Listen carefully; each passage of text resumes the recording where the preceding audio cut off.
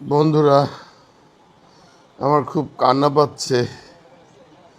আজকে ব্রাজিলের এই যে কোটি কোটি ভক্ত, এদের জন্য আমার খুব কান্না পাচ্ছে।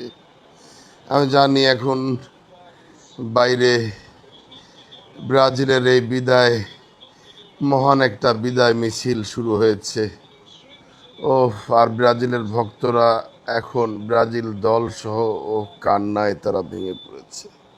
আমি তাদের মানসিক অবস্থা কোনোভাবে আমি ভাবতেও পারছি না। ওফ, কি হবে এখন মিশন হেক্সা।